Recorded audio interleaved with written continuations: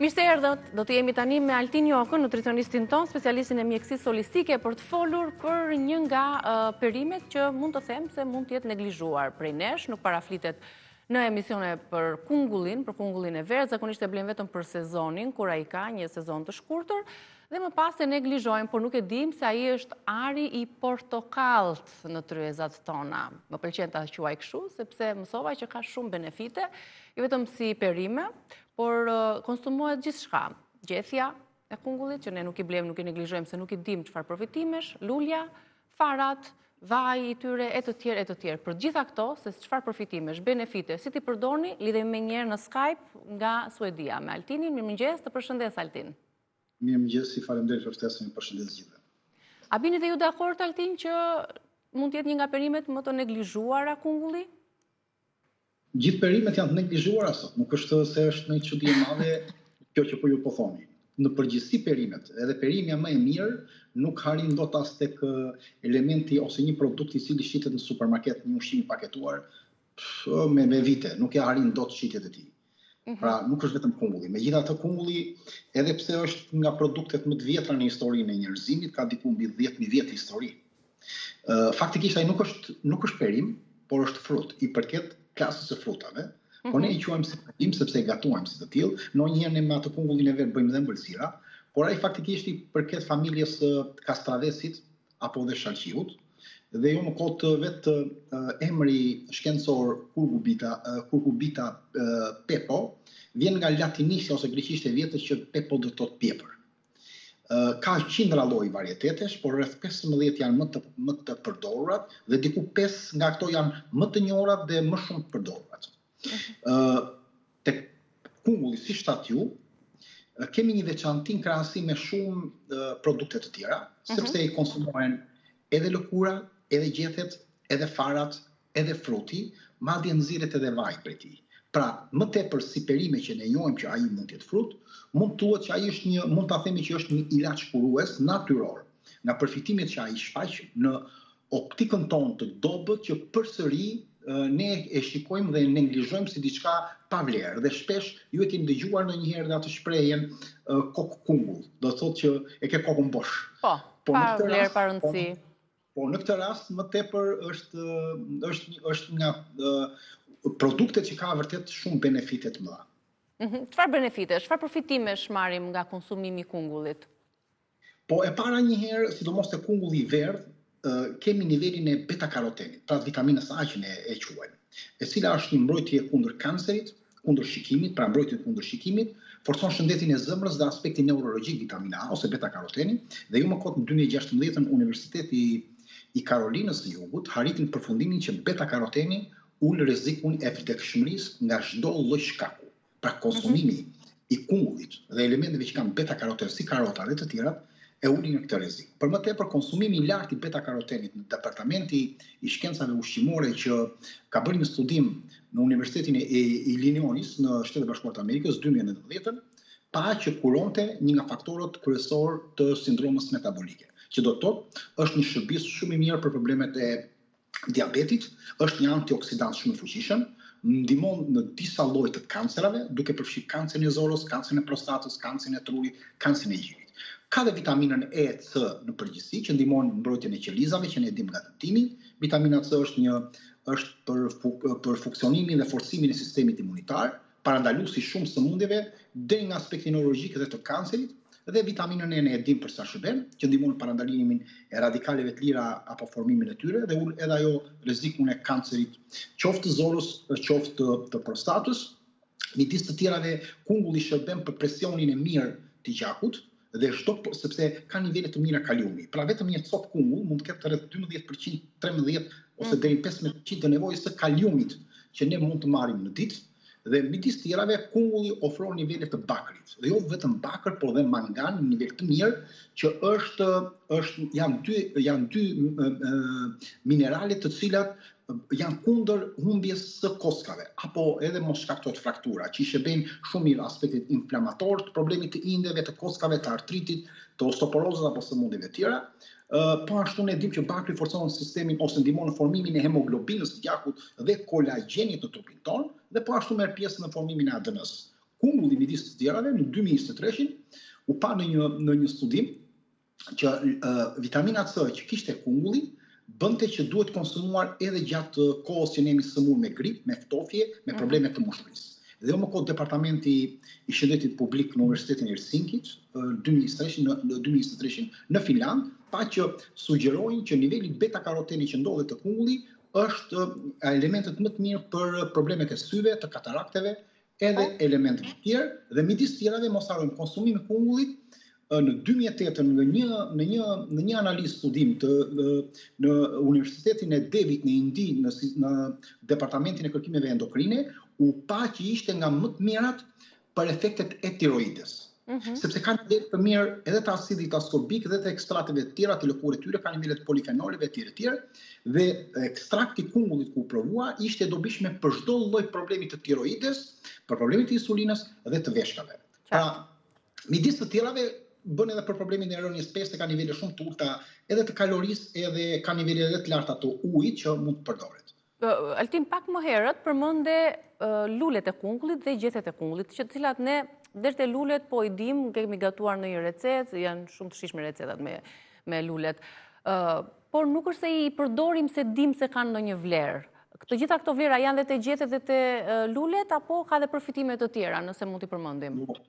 Po lulja është një mund të themi një ilaç medicinal. Është trajtuar si ilaç medicinal para shumë kohësh dhe shërben, pra ajo ka rreth 30% të vitaminës A dhe vitaminës C në trupin e vet të asaj që ne duam në ditë. Pra shumë e pasur.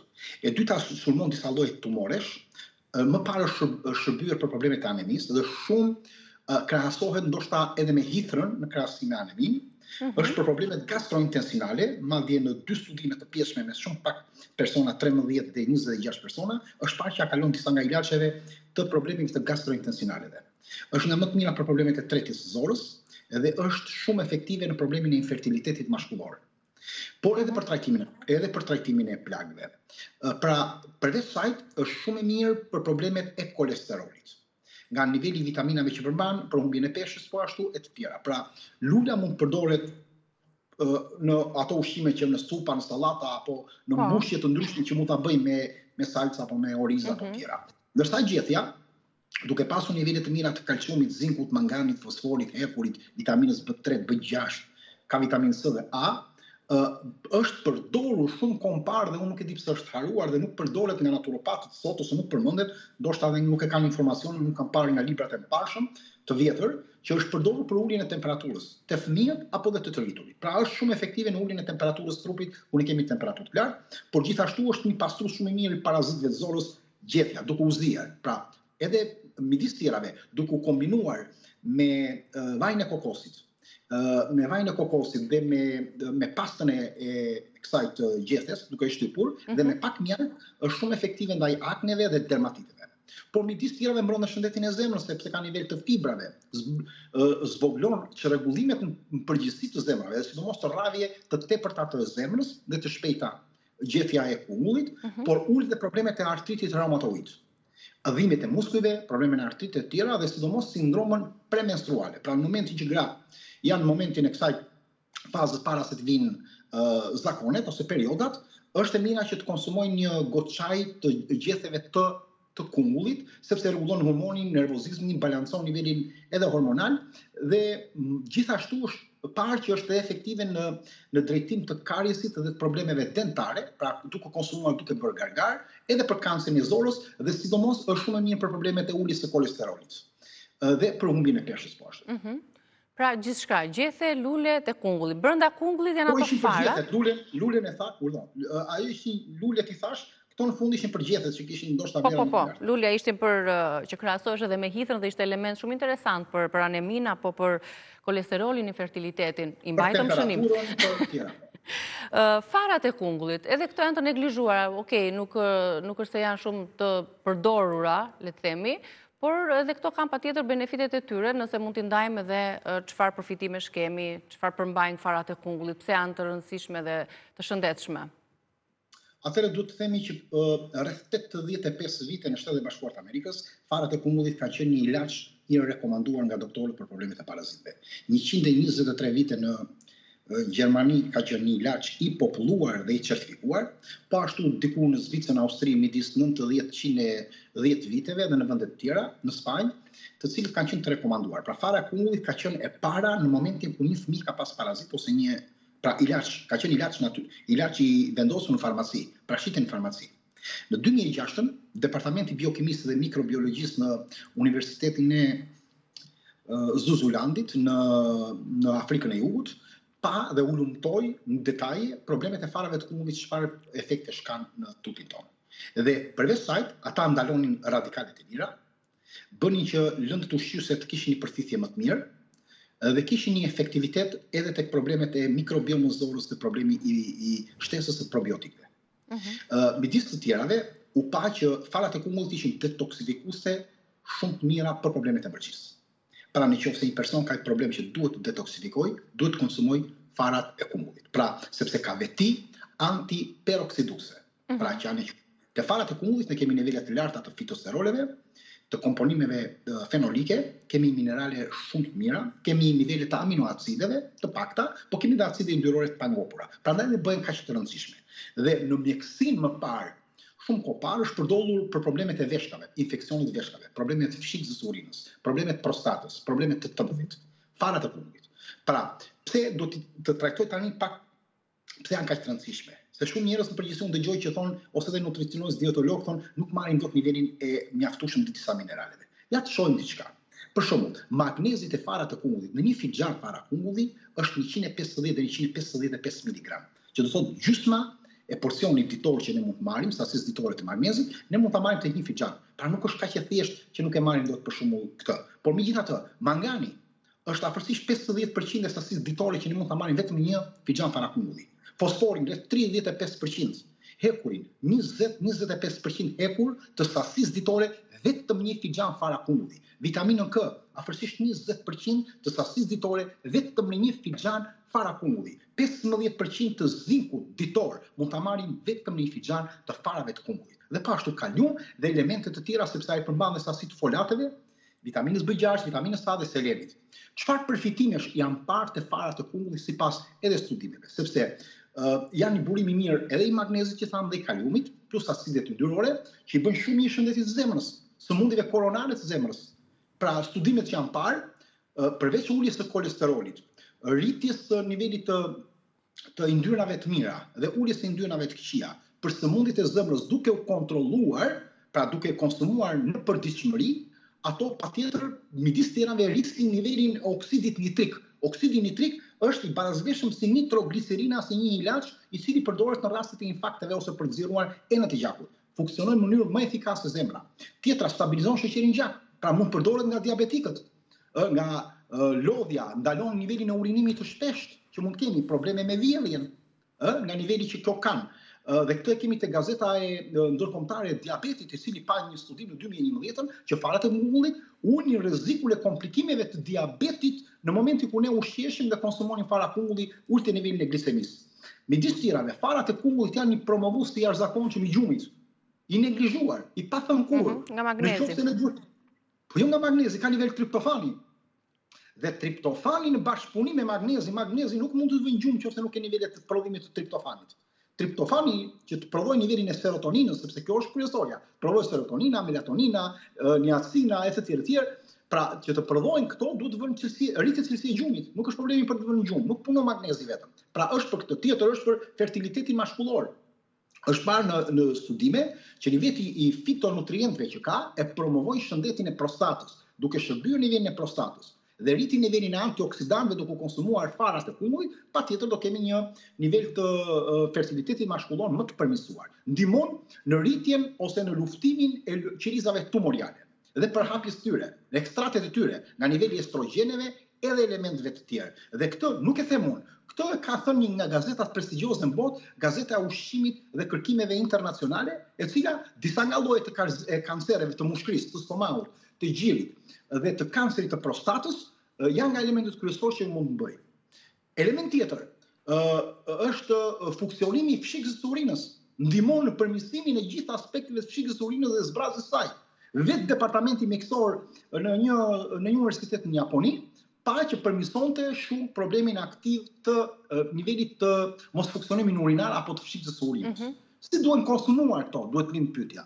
Po, si duhen konsumuar se shumica e njerëzve i konsumojnë dhe të pjekura ose edhe me krip, domethënë janë disa gabime që ndoshta nuk na lejojnë të përfithin vlerat.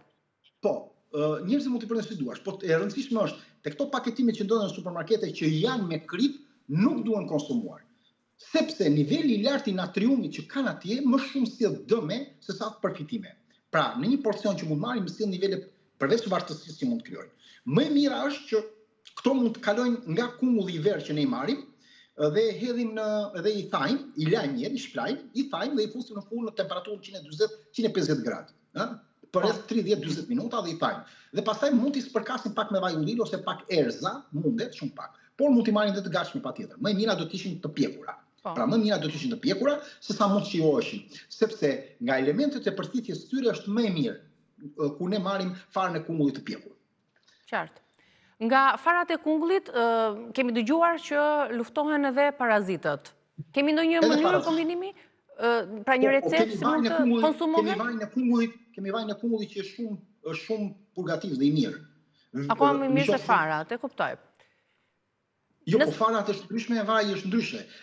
Vaji i kungullit është i ngjashëm me vajin e farës së zezë Nickelia sativa. Askush nuk e ka thënë këtë, askush nuk e shikon. Është studim. Është studim, nuk e kam nxjerrur.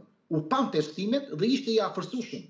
Pra personat që konsumojnë dhe ka një pozitivitet që vajin e farave të kungullit mund ta konsumosh në përgjithësi, në një kohë shumë të gjatë dhe një sasi patjetër më të lartë. Vetëm në 2012 kur u bë një studim, u pa që kishte efekte të problemeve kundër aspekteve tumoriale të prostatës. Duke kombinuar me farat, duke kombinuar me gjefen, duke kombinuar me lulën. Pra duke pasur një problem në prostatë në tëmbës, duke kombinuar të katërta këto gjethe, lëkurë, lule edhe ushqim, patjetër që do jepte një efektshmëri më të madhe. Pra kështu e kishte parë studimi. Niveli triptofanit tek vaji përsëri ekziston siç ekziston te niveli i farave. Dhe niveli beta-karotenëve që ekziston përsëri ne tham për çfarë shërbim. Tani procesi i vajit të kungullit është e mira që të merret në presim të ftohtë. Pra, të shikohet nxjerrja e tij që të jetë në presim të ftohtë. Mund ta përgatisin vetë në shtëpi shikuesit tan? Mund të përgatitet, është kollaj për të përgatitur vaj? Po fara duhet të ketë makineri që ta prodhoj farën. Shtypje, domethënë është një si pun kemi ato makinitë e farës të lirit, të farës së zezë etj. Duhet patjetër që të ketë një gjë të tillë, sepse shumica e vajrave në treg janë të rafinuar.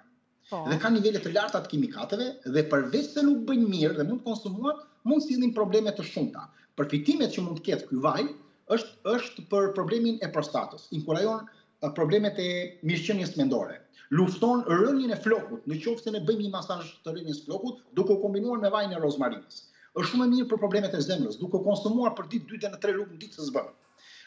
Për problemet e menaxhimit të diabetit, problemet e fshikës që tham dhe rregullon dhe problemet e inflamacionit të përgjithshëm në trup. Pra ku kemi tumore në trup, ku kemi probleme të migrenës, ku kemi probleme të rënda tumoriale, çdo lloj problemi tumorial, vaji i farave të kungullit duhet të jetë i përfshirë. Në një studim në 2015 u pa që ishte më i mirë se zëvendësimi i shumë gjalprave natyral dhe bimor duke futur këtu që nga i kokosit, i kakaos e të tjerë, sepse ishte shumë i efektshëm në testimet që u bën. Midis të tjerave, futja në ushqimet e këtij lloj vaji mund të themi që është një forme suplementare, pra nuk ka nevojë për suplemente, sepse është një ndihmues i jashtëzakonshëm për të rigjeneruar trupin dhe për të luftuar inflamacionin. Vaji dhe farat, normalisht, kur u pan në departamentin e gjenetikës në divizionin e kërkimit të kancerit në Gjermani, u pan edhe tek e ginekologjistë, në Gjermani u pan që i kishte vaji dhe fara duke u përdorur parandalonin kancerin e gjirit, te gratë. Dhe po ashtu nuk ishte vetëm për gratë, po ishte edhe për burrat për kancerin e prostatës. Prandaj ky duhet të jetë për mendimin tim domethënë të jetë në një përdorim më të gjatë si vaj. Për shëndetin e apo kishte një pyetje tjetër, vazhdim me vajin apo do të thonë esëll në sallata si përdoret, sa lug apo në varësi të gjendjeve shëndetësore që kemi. Atëherë duhet kuptojmë. Për shembull, në 2009 u kuptua në një studim kur burrat duhet ta konsumojnë afërsisht 300 mg në ditë vajin e farave të kungullit, që kishin probleme me prostatën, kishin probleme me fshikëzën e tëmbëtit, kishin probleme me kanalet urinare, me infeksione, dhe gratë diku 200-250 mililitër. Pra, kjo miligram, miligram. Se thash mililitër se i bie konsumojnë po, më shumë thasi. Çdo gjë e tepër dhe më e mira qoftë gjithmonë ka efekte anësore. Po. Pra, kaq duhet konsumuar në këtë. Edhe për rënien e flokëve është shumë e mirë, sepse është një ilaç efektiv duke përmbajtur nivelet të mira të zinkut. Edhe kur duhet konsumuar, edhe duhet lyer, sepse bën dhe balancimin hormonal që ka lidhje me problemin e rënies së flokëve. Prandaj vaji i kungullit duhet përdorur, dhe këtu ne kemi një studim 2014 kur pa që burrat që përdorin për rreth 24 javë vajin e farave të kungullit kishin 41% më mirë rritjen e flokëve dhe mosrënien e tyre nga krahasim nga ata që nuk e kishin përdorur. Është shumë efektiv në problemet e zemrës, është një antiinflamator për zemrën. Sepse unë e thash edhe më parë për problemet e oksidit nitrik që ka, por gjithashtu është edhe për uljen e presionit të gjakut, pra uljen e tensionit. Rritjen e kolesterolit mirë dhe uljen e kolesterolit të keq, madje në 2 fish. Dhe kjo e kemi të testuar në një mini studim të 35 grave që morën pjesë, po ashtu menaxhon dhe diabetin dhe efekta mund të përdoret, dhe mund të themi që ka të njëjtat vlera si fara, po vaji është më i koncentruar dhe mund të përdoren gjitha. Si fruti, vaji, fara e të tjerat. E qartë. E të mendosh se sa pak kushtojnë të gjitha, si kungulli, si farat, si vaji, gjethet edhe lule, dhe sa shumë neglizhohet nga njerëzit, duke mos ditur shumë rreth vlerave përfituese të tyre. Nuk kam çfarë të shtoj tjetër. Na ka mbytur jeta moderne, na ka mbytur niveli marketingut që bëhet duke na futur, ose më saktë, njerëzve i është futur frika është industria kryesore, që po usëmure, po ke një lloj problematike, duhet të bazohesh vetëm tek barnat dhe vetëm tek ilaçet. Dhe këto mjete natyrore që ne i kemi pa recetë, të cilat duke konsumuar në përditshmëri, nuk flas vetëm për kungullin, por në përgjithësi për ushqimet e shëndetshme, janë ato që na mbajnë gjallë, janë ato që na mbajnë të shëndetshëm, sepse shëndeti jonë nuk formohet në një ditë apo në disa ditë. E vërtet, as imuniteti. Apo mund të konvertohet nëpërmjet disa bimbe apo elementeve kimik të ilaçeve. Ai duhet mbajtur në përditshmëri edhe për kohë të gjata derisa të kemi mundësi.